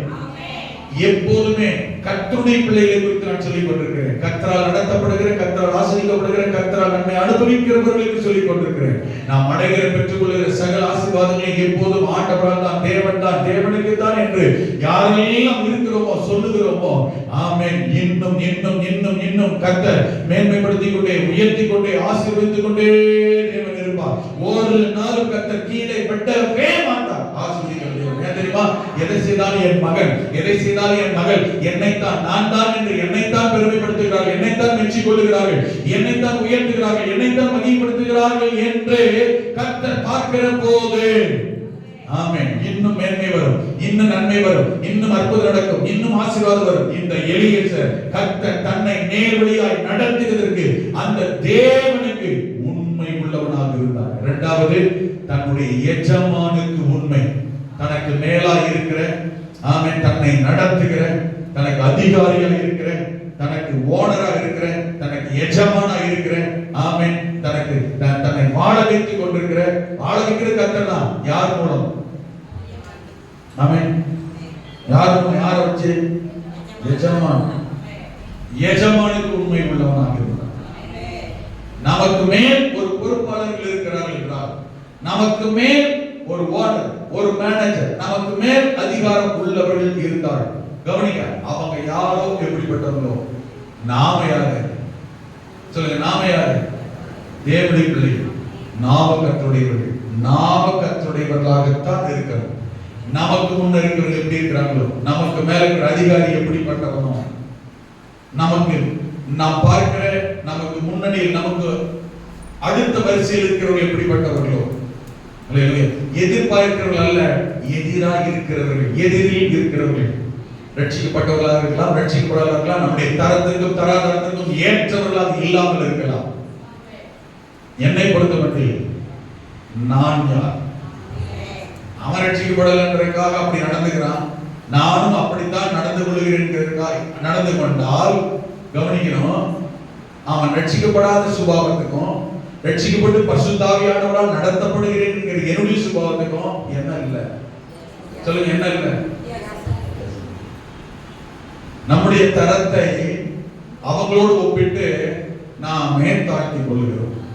கர்த்தர் எங்கேயும் எந்த இடத்திலும், நீங்களும் நானும் எங்கேயும் எந்த இடத்திலையும் ஆமென் ஆவிக்குரிய ஜீவியத்தின் தரத்திலிருந்து இறங்க கர்த்தர் விரும்புகிறார். நான் சொல்றேன், புரியுது? ஆமென். நமக்கு மேல இருக்கிற ஓனரே தகுதி இல்லாத, தராதரம் இல்லாத செயல்பாட்டில் இருக்கலாம். நாம் எப்படி யோசிக்கிறார்? அவரே அப்படி பண்ணிட்டார், இவரே இப்படி இருக்கிறார். நாம் என்ன சொல்ல தெரியுமா? நான் அப்படி இல்லை, நான் அவனாக இல்லை, நான் அவரை போல இல்லை. அல்லேலூயா. உங்களுக்கு தெரியுமா, காசு, பணம், வசதி, வாய்ப்பு, படிப்பு, அந்தஸ்து வேண்டுமானால் ஆமென் நமக்கு மேலே இருக்கிறவர்களுக்கு நமக்கு வித்தியாசம் இருக்கலாம். நான் சொல்லுகிறேன், புரியுது? ஆவிக்குரிய ஜீவியம் பரிசுத்தம் என்று வந்து விட்டால் ஆமென் நமக்கு மேலே இருக்கிறவர்களுக்கு நமக்கும் ஏணி வச்சாலும் அவங்க நமக்கு மாற முடியாது. என்னை விட எனக்கு மேல இருக்கிற பணத்துல பெரிய ஆளா இருக்கலாம், பரிசுத்தத்துல அல்ல. ஆமென். என்னை விட எனக்கு வேலை கொடுக்கிறோம், என்னை விட வசதி வாய்ப்பில் பெரிய ஆளா, படிப்புல பெரிய ஆளா இருக்கலாம், ரட்சிப்பில் அல்ல. நான் சொல்றது புரியுது? ஹalleluya. நம்ம கூட இருக்கிறவன் ஆவிக்குரிய ஜீவியத்தில் ரட்சிப்பில் பரிசுத்தத்தில் நமக்கு நிகரானவர்கள் நாம தான். நமக்கு மேல இருக்கிற பெரியார் வேண்டுமானால் ஆமென் அவங்க அதாவது பரிசுத்தத்தில் தகுதி இல்லாதவர்கள். அவங்க தப்பு செய்யலாம், லஞ்சம் வாங்கலாம், பொய் சொல்லலாம், ஏமாத்தலாம், ஊரடிச்சு உடையில போடலாம், திருடலாம். நான் யார் தெரியுமா? நான் அப்படிப்பட்டவன் அல்ல. ஹalleluya. என் கூட வேலை பார்க்கிற போத்திபார் மனைவியாக இருக்கலாம், போத்திபாராக இருக்கலாம், ஆமென். நான் அடிமையாக இருக்கலாம், வேலைக்காரனாக இருக்கலாம். பரிசுத்தத்தில் எனக்கு இணையானவர்கள் அவர்கள் அல்ல. ஹalleluya. ஒரு காலம் வரும், அவர்களுக்கு மேல கர்த்தர் என்னை வைப்பார். நான் சொல்றது புரியுது? நாம மாறும்.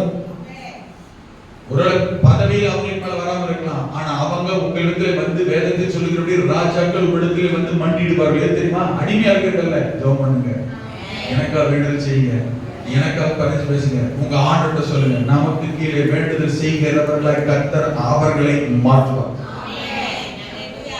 நமக்கு மேலே இருக்கிற யாராக வேண்டுமானால் இருக்கட்டும், நாம் யாராக தான் இருக்க வேண்டும் சொல்லுங்க. நாம் யாராக இருக்கணும்? கர்த்தருடைய பிள்ளைகளாகவே. அப்பதான் கர்த்தர் உங்களையும் என்னையும் நேர்வழியாக செவ்வையான பாதையில் நடத்துவார். அவங்க எப்படி வேணாலும் போகட்டும், அவங்க பாதை ஏன் பாதை தனி பாதை போகட்டும், அதில் நீ போன உருவிட மாட்டார். அல்லேலூயா.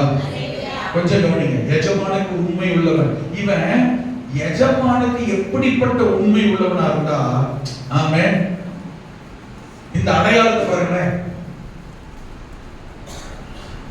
ஆபிரகாமுக்கு ஒரே வேலைக்காரனா இருந்தான், ஏராளமான வேலைக்காரர்கள், ஏராளமான வேலைக்காரர்கள், எண்ணிக்கை கிடையாது. எத்தனை பேர் இருந்தாங்கன்னு தெரியல, 100 50 500 1000. ஏன்னா ஆடு மாடு ஒட்டகம் கழுதை ஏற்பாடுல ஏகப்பட்டதா இவனுக்கு ஆயிரக்கணக்கில் நூற்றுக்கணக்கில் இருந்துச்சு. சீமானா இருந்தான். அச்சா புரியுதா உங்களுக்கு? அப்ப அதெல்லாம் மேய்க்கிறதுக்கு என்ன செய்யணும்? அத்தனை வேலைக்காரன் இருக்கணும். கவனிங்க, இவனும் யார் தான்? இவனும் ஒரு வேலைக்காரன் தான். ஆனா இவன் எஜமானுக்கு எந்த அளவுக்கு உண்மை உள்ளவனாக இருந்திருந்தால் அத்தனை வேலைக்காரிக்கும் இவன் தலைமை அதிகாரியாக இருந்தான். அந்த எஜமானுடைய பார்வையில எலியேசர் வேலைக்காரன் தான், எல்லா வேலைக்காரங்களும் வேலைக்காரன் தான். ஆனா அவர்களுக்குள்ளே வித்தியாசம் என்னன்னா, இவன் அவர்களை போல அல்ல, அவர்களுக்கு எல்லாம் ஆமென் தலைமை அதிகாரி. 2ஆம் வசனத்தை வாசி பாருங்க. அங்க அப்படிதான் சொல்லப்பட்டிருக்கும். என்ன சொல்றது தெரியுமா? அப்பொழுது ஆபிரகாம் தன் வீட்டில் உள்ளவர்களில் வயதில் மூத்தவன், அவன் தனக்கு உண்டான எல்லாவற்றிற்கும் அதிகாரி. 3ஆவது சொல்லப்பட்டிருக்கிறது தனக்கு உண்டான, ஆமென். நான் அந்த 2வது தனக்கு உண்டான எல்லாவற்றிற்கும் அதிகாரி. 15:2 வாசி பாருங்க. அங்கே சொல்லப்பட்டிருக்கும், ஆபிரகாம் ஆண்டவரிடத்திலே போய் சொல்லுவான். ஆபிரகாம் ஆண்டவரிடத்திலே போய் விண்ணப்பம் பண்ணுவான். என்ன சொல்லுவான் தெரியுமா? கர்த்தராகிய ஆண்டவரே, அடியேனுக்கு என்ன தருவீர்? நான் பிள்ளை இல்லாமல் இருக்கிறேனே. எந்த அளவுக்கு எலியேசர் வீட்டுல உரிமையா இருந்தா தெரியுமா? ஒரு வேலைக்காரன், ஆண்டவரே நான் பிள்ளை இல்லாமல் இருக்கிறேனே, தமஸ்கு ஊரனாகிய இந்த எலியேசர் என் வீட்டு விசாரணை கர்த்தராக இருக்கிறானே. எந்த அளவுக்கு அதிகாரத்தில் தான் தெரியுமா? வேலைக்காரன் தான். அப்போ எத்தனையோ நூற்றுக்கணக்கான ஆயிரக்கணக்கான வேலைக்காரிகள் இருக்கும் போது இவன் அவர்கள் எல்லாவற்றுக்கும் மேற்பட்டவனாக இருக்கிறான் என்றால், இந்த எஜமானுடைய பார்வையில் இவன் அவனுக்கு எவ்வளவு உண்மை உள்ளவனாக இருந்திருந்தால் எல்லாருக்கும் மேல உயர்ந்த இடத்திலே எஜமான் இவனை வைத்திருந்திருப்பான். அல்லேலூயா. ஆமென். ஒரு விஷயம் தெரியுமா? இந்த எலியேசர் ஏதோ வேற யாரும் ஆள் இல்ல, வேற யாரால முடியல, இவன் தான் அப்படின்றதுக்காக இல்ல. கொஞ்சம் கவனிங்க. இந்த விஷயத்துல மட்டும் அல்ல, நம்ம இந்த பெண் பார்க்கிற விஷயத்துல மட்டும் இவன் அனுப்பலாம் இல்ல. மைனூட்டா கவனிங்க. பெண் பார்க்கிற விஷயத்துல மட்டும் இவனை அதிகாரியா உயர்வா மேன்மையா வைக்கல. இவனை எப்போதும் எல்லா காலத்திலும் என்றென்றைக்கும் ஆமென் விசாரணை கர்த்தனாகவே அதிகாரியாகவே இவன் வீட்டில் இருந்திருக்கிறான். எப்படி சொல்றீங்க? இப்போ இவன்கிட்ட கொடுக்கப்பட்ட பொறுப்பு என்ன? பெண்ணு பார்க்கிறது. யாருக்கு? ஆபிரகாமுக்கு. ஈசாக்கு எத்தனை வயசு? 40 வயசு. பொண்ணு பார்க்க போகும்போது ஈசா கல்யாணம் ஆகும்போது 40 வயசு. ஆமென். கொஞ்சம் கவனிங்க.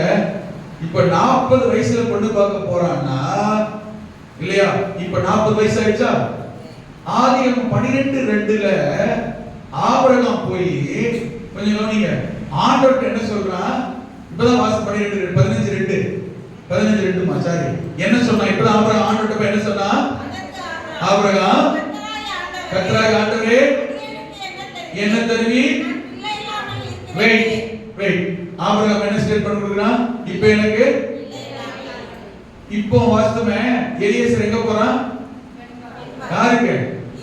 இல்லாத பிள்ளைங்க 40 வயசான ஈசாக் பெண் பார்க்க போறானா? ஆதியாகமம் 15:2ல ஆபிரகாம் என்ன சொல்றான்? எனக்கு இப்போ பிள்ளை பிறந்து 40 வயசு ஆன பிறகும் இவன் தான் விசாரணை கர்த்தர், குடும்பத்துக்கு அதிபதி, குடும்பத்துக்கு வேலைக்காரர்களுக்கு அதிகாரி. 15:2ல ஆபிரகாமுக்கு அப்பவும் எலியேசர் வீட்டுக்கு பிள்ளை பிறகு முன்பதாகவே அவன் வீட்டில் பிள்ளையை போல அதிகாரம் உள்ளவனாய் அன்றைக்கும் இவன் தான் இருந்தான். பிள்ளை பிறந்த பிறகும் ஈசாக்கு பெண் பார்க்க போவதற்கும் இவன் தான் அதிகாரியாக இருந்தான். பிள்ளை பிறந்த பிறகு மட்டும் இன்னைக்கு இந்த காரியத்துல இந்த விஷயத்துல எஜமானுக்கு உண்மை உள்ளவனா இல்ல, அதிகாரத்தில் உள்ளவனா இல்ல. பிள்ளை பிறக்க முன்பதாகவே ஆபிரகாம் வந்த காலத்திலிருந்தே, ஆபிரகாம் ஆண்டவரை ஏற்றுக்கொண்டு வந்த காலத்தில் இருந்தே இந்த எலியேசர் இவன் வீட்டு வேலைக்காரர்களுக்கு வாமன் அதிகாரியாய் மேலானவனாய், அன்றைக்கும் அவன் தான் மேலானவன், இன்றைக்கும் அவன் தான் மேலானவன்.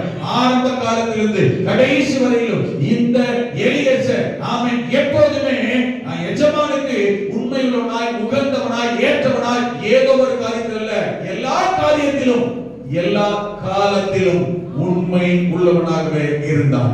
நீங்களும் நானும் நமக்கு எஜமான் ஒருவர் உண்டு. அவர் பார்வையில் அவருக்கு முதல் ஏதோ ஒரு காரியத்துல, ஏதோ ஒரு விஷயத்துல, எப்போதோ ஒண்ணு, என்றைக்கோ ஒண்ணு, எதுக்கோ ஒண்ணு அல்ல.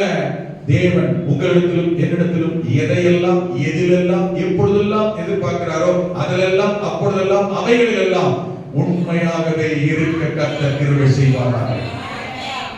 அல்லேலூயா, ஆமென்.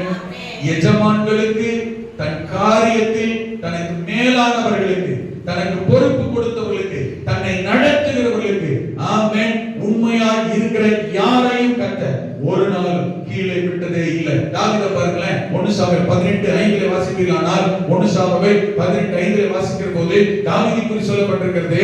ஆமென். தாவீது சவுலிடத்திலே அவன் இருக்கிறான். சவுலிடத்திலே இருக்கிற போது தாவீது சவுல் தன்னை அனுப்புகிற எவ்விடத்துக்கும் போய் கவனிங்க, புத்தியாய் காரியத்தை நடப்பித்ததினால் சவுல் அவனை யுத்த மனுஷர் மேல் வெயிட். சவுலுக்கு எத்தனை யுத்த வீரர் இருந்தாங்க? லட்சக்கணக்கான யுத்த வீரர் இருந்தாங்க சவுலுக்கு. அவன் சொல்லுங்க, சவுலுடைய ராணுவத்தில் எத்தனை பேர் இருந்தாங்க? லட்சக்கணக்கான யுத்த வீரர்கள். சண்டை போட தெரியாத, யுத்த பண்ண தெரியாத, ஜெயிக்க தெரியாத எவனுமே கிடையாது. எல்லா யுத்த வீரர்கள் இல்லையா? கொஞ்சம் கவனிக்கணும். எத்தனை யுத்த வீரர்கள் இருந்தாலும் இந்த தாவீது தான் ஆமென் யுத்த மனுஷர்கள் மேல் சவுல் தாவீதை தான் அதிகாரியாக ஏற்படுத்தினான். கரெக்டா சொல்லுங்க. நான் சொல்றது புரியுது? கவனிங்க. உங்க கூட வேலை பார்க்கறவங்க, உங்க கூட இருக்கிறவங்க, உங்க குடும்பத்தில் எவ்வளவு பேர், எத்தனை பேர் மேன்மையா பெருசா பார்க்க பராக்கிரமசாலிகளா? கவனிங்க, நான் மறுபடியும் சொல்றேன், எல்லாருமே யுத்தவர்கள். யுத்தம் பண்ண தெரியாத யாரும் அல்ல. ஆமென். ஜெபம்னா உங்களுக்கு கூட தான் தெரியுது, ஆராதனை உங்களுக்கு கூட தான் தெரியுது, வேதம் உங்களுக்கு கூட தான் தெரியுது, விசுவாசம் உங்களுக்கு கூட தான் இருக்கு. பரிசுத்தம் நீங்க மட்டும் தான் கிடையாது. நான் சொல்றது புரியுது? நம்மை போல அநேகர் உண்டு, நம்மை போல அநேகர் தெரிந்தவர்கள் உண்டு, நம்மை போல் கிருபை உள்ளவர்கள் உண்டு, நம்மை போல் அபிஷேகம் பெற்றவர்கள் உண்டு. ஆனால் கொஞ்சம் கவனிங்க, தன்னை நடத்துகிற வசந்த வாசிங்களா, சவுல் தாவீது சவுல் தன்னை அனுப்புகிற எவ்விடத்திலும். யார் அனுப்புற இடம்? தனக்கு மேலா இருக்கிற எஜமான். இப்ப தாவீது எஜமான் யாரு? சவுல் தன்னை அனுப்புகிற எவ்விடத்திலும். தனக்கு மேலா இருக்கிறவங்க ஊழியக்காரா இருக்கலாம், மேனேஜரா இருக்கலாம், ஒரு தகப்பனா இருக்கலாம், நாம் தனக்கு மேலா இருக்கிற ஒருத்தரா இருக்கலாம். தன்னிடத்திலே சொல்லுகிற, அனுப்புகிற, செய்ய சொல்லுகிற எந்த காரியத்திலும் புத்திமானாய் நடக்கிறவங்களா. என்ன அர்த்தம்? அவங்க என்ன சொல்றாங்களோ அந்த காரியத்தை கரெக்டா, எக்ஸாக்ட்டா சொல்லுகிறபடி, விரும்புகிறபடி, தனக்கு மேலான எதிர்பார்க்கிறபடி மாறாம அவன் எக்ஸாக்ட்டா கரெக்ட்டா செய்யக்கூடிய ஆட்கள். அவன் நல்ல விசுவாச வீரன், அவன் நல்ல ஒரு ஆமென் வேலைக்காரன். வேலைக்காரன் மீன்ஸ் அடிமை இல்லைங்க, நான் சொல்றது பொறுப்பாளி. அல்லேலூயா. அவருக்கு என்ன சொல்லுவார், அவருக்கு என்ன வேற வேலை இல்லை, அவருக்கு என்ன தெரியும், அவர் சொல்ற மாதிரி செய்ய முடியுமா? அவருக்கெல்லாம் நம்ம பாதை நேர்வழியாக இருக்காது, நம்ம காரியம் நேர்வழியில் போய் ஜெயிக்கிறதாவே இருக்காது, சுத்திக்கிட்டே தான் இருக்கணும். ஆமென். சவுல் தாவீது எப்படி தெரியுமா? சவுல் தன்னை அனுப்புகிற இடத்துக்கு போவான்.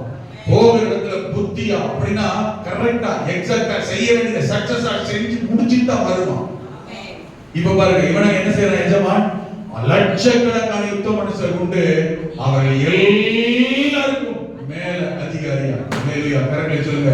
கர்த்தர் தான் உங்களை என்னை உயர்த்துறது, கர்த்தர் தான் உங்களை என்னை ஆசீர்வதிக்கிறது, கர்த்தர் தான் உங்களை என்னை மேன்மைப்படுத்துவது. அல்லேலூயா. நம்முடைய வழி நேர் வழியா, சரியான வழியா, நேர்மையான வழியா தேவனுடைய பார்வையை கர்த்தர் நடத்தவும், நமக்கு சக்சஸ் ஆகி நடக்கவும், நமக்கு மேல இருக்கிற பொறுப்பாளர்கள், மேலே இருக்கிறவர்கள், அவர் ஊழியக்காரராக இருந்தால், எஜமானா இருந்தால், மேனேஜரா இருந்தால், அவர்கள் யாரோ நாம் கர்த்தர் நமக்கு சொல்லுகிற விரும்புகிற காரியத்தில் ஆமென் எக்ஸாக்ட்டா சரியா நாம் நடக்கிற ஒரு கர்த்தருடைய காரியத்தை வாய்க்கப்பட்ட தேவன் அல்ல. அல்லேலூயா. ஆமென். Praise God. இந்த எலியாசரை பாருங்க, எஜமானுடைய நம்பிக்கைக்கு பாத்திரவான், எஜமானுடைய எதிர்பார்ப்புக்கு பாத்திரவானா இருந்தான். இவனுக்கே வயசு கூடிருச்சு. எலியாசருக்கு கவனிங்க, மகன் பிறக்கிறதுக்கு முன்னே வீட்டுல இருக்கிறான் இல்லையா? ஈசாக் பிறக்கிறதுக்கு முன்னே என்ன செய்யறான்? அதே போல வசனம் சொல்லுகிறது, தன் வீட்டில் வயதில் மூத்தவன். இப்ப இவனுக்கே கிட்டத்தட்ட ஆபிரகாம் போல என்ன செஞ்சிச்சு? என்னை பொறுத்த வரைக்கும் வயசாயிடுச்சு என்பதற்காக எஜமான் சொல்லிட்டாரு, எங்க போறது, எவ்வளவு தூரத்துக்கு போறது, ஆமென், ஏதோ ஒரு இடத்துக்கு போவோம் அப்படின்னு செஞ்சானா என்னத்தையும் பார்ப்போம். ஏதோ ஒரு அவர் வயசான காலத்துல அவருக்கு வயசாகி போச்சு, 127 வயசு அவருக்கு வயசாகி போச்சு இல்லையா? அப்ப என்னத்தையும் கொண்டு வரும், யாரையும் பார்ப்போம், இதான் நம்மளால முடிஞ்சு செய்வோம். செஞ்சானா கிடையவே கிடையாதுங்க. என்ன எஜமான் சொன்னானோ, என்ன எஜமான் எதிர்பார்த்தனோ எக்ஸாக்ட்டா தன் எஜமானுடைய நம்பிக்கைக்கும் எதிர்பார்த்திருக்கும் ஆமென் தரிசனத்திற்கும் ஏற்றவனாக இருந்து காரியத்தை செய்யலாம். என்ன சொல்லி முடிச்சானோ, சொல்லி விட்டானோ, என்ன அர்ப்பணம் பண்ணானோ, என்ன ஆணை விடுத்தானோ, என்ன உடன்படிக்கை பண்ணினானோ, 65 வசனம் வாசி பாருங்க. போனான், ரெபெக்காவை கண்டுபிடிச்சான், கூட்டிட்டு வந்தான், கொண்டு வந்து எஜமான் விரும்பினபடியே ஈசாக்குக்கு திருமணம் பண்ணி கொடுத்தான். எக்ஸாக்ட்டா மாறாம செய்தான். ஒண்ணு தேவனுக்கு உண்மையுள்ளவன், இரண்டாவது தன் எஜமானுக்கு உண்மையுள்ளவன், மூணாவது தனக்கு கொடுக்கப்பட்ட பொறுப்பு, வேலை, ஊழியத்தில் உண்மை உள்ளவன்.